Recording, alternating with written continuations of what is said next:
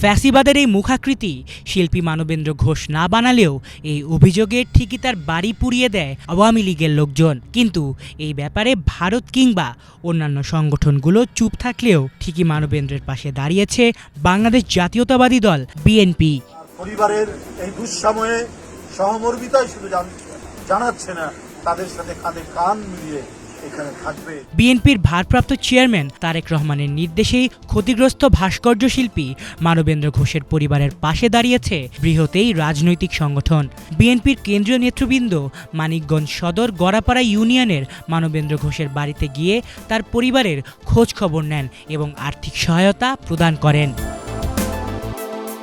এদিন সেখানে উপস্থিত ছিলেন বিএনপির সিনিয়র যুগ্ম মহাসচিব রুহুল কবির রিজভী, বিএনপি চেয়ারপারসনের উপদেষ্টা কাউন্সিল সদস্য ও মানিকগঞ্জ জেলা বিএনপির আহ্বায়ক আফরোজা খানম রিতা। এছাড়াও উপস্থিত ছিলেন বিএনপির স্বেচ্ছাসেবক বিষয়ক সম্পাদক শরফত আলী সফু সহ কেন্দ্রীয় ও জেলা নেতৃবৃন্দ।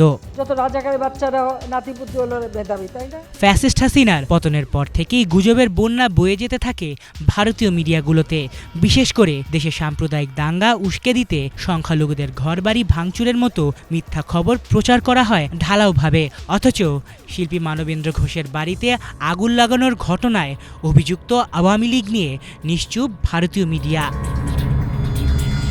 গত বছর রাষ্ট্রের বিরুদ্ধে ষড়যন্ত্রের অভিযোগে গ্রেফতার করা হয় ইসকন নেতা চিন্ময় দাসকে। সে সময়ও চিন্ময়ের গ্রেফতারের প্রতিবাদে বিক্ষোভে নামে বেশ কিছু সংগঠন, এমনকি উদ্বেগ প্রকাশ করে পার্শ্ববর্তী দেশ ভারতও। তবে মানবেন্দ্র ঘোষের বাড়িতে আগুন লাগার ঘটনায় এখনও তারা নীরব।